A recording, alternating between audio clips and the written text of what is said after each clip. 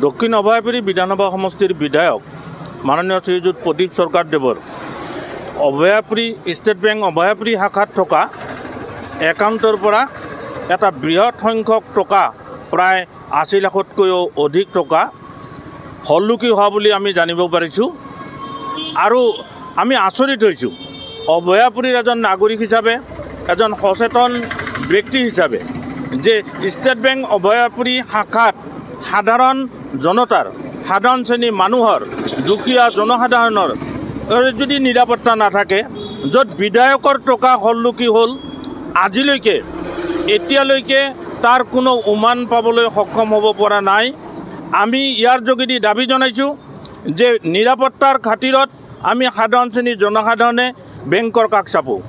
এজন এই শাখাৰ গ্ৰাহক হিচাপে মই ইয়াত থকা পৰিচালকক অনুৰোধ জনাইছোঁ যে এই কাৰ্যবোৰ কেনেকুৱা ধৰণে সংগঠিত হ'বলৈ পালে অতি সোনকালে ইয়াৰ লগত জড়িত থকা সকলক ধৰি পেলাই দৃষ্টান্তমূলক শাস্তি দি পেলাই নিৰাপত্তা সুনিশ্চিত কৰাৰ বাবে আমি ইয়াৰ যোগেদি বেংক কৰ্তৃপক্ষক অনুৰোধ জনাইছোঁ। এই ঘটনাটো কেনেকৈ পোহৰত আহিল? এই ঘটনাটো পোহৰলৈ আহিল যোৱা 28 ফেব্ৰুৱাৰীৰ দিনা বিধায়ক প্ৰদীপ সৰকাৰদেৱে বেংক কৰ্তৃপক্ষলৈ আহে আৰু 10 লাখ টকাৰ এখন চেক দিয়ে। 10 লাখ টকাৰ চেক দিয়াৰ পিছত বেংক কৰ্তৃপক্ষই তেওঁৰ একাউণ্টত টকা নোহোৱা বুলি যেতিয়া কয় তেতিয়া তেওঁ স্তব্ধ হৈ পৰে আৰু আচৰিত হৈ পৰে।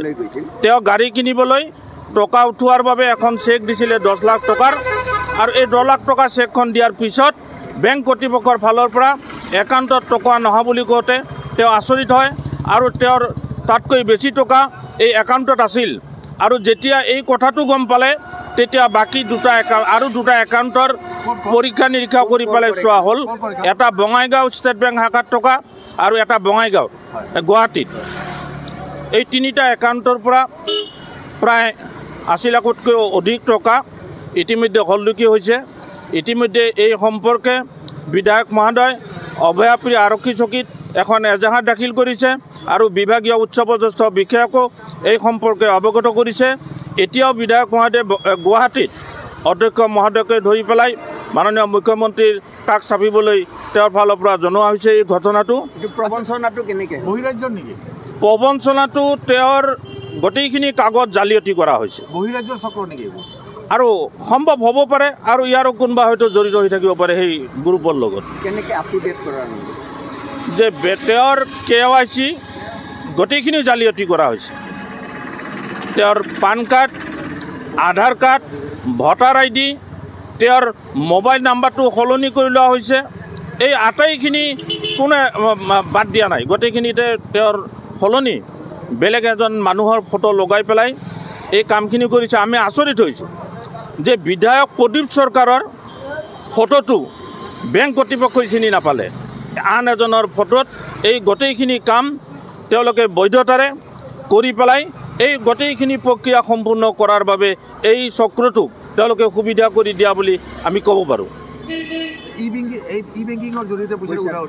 নেট বেংকিঙৰ যোগেদি তেওঁলোকে নেট বেংকিং ছিষ্টেমো ইয়াত কৰিছে।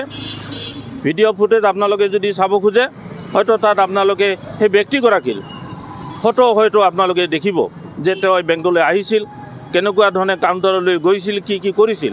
এই গোটেইখিনি তেওঁলোকৰ ভিডিঅ' ফুটেজত সন্নিৱিষ্ট হৈ আছে। আমি আশা কৰিছোঁ সাংবাদিক বন্ধুসকলকো যে এই চক্ৰটোক ধৰাত আমি সকলোৱে একত্ৰিত হৈ পেলাই ইয়াক ধৰি পেলাই দৃষ্টান্তমূলক শাস্তি দিব পাৰিলে সাধাৰণ শ্ৰেণীৰ জনতাই বেংকৰ নিৰাপত্তাৰ ক্ষেত্ৰত সুৰক্ষিত হ'ব বুলি আমি দাবী কৰিব পাৰোঁ।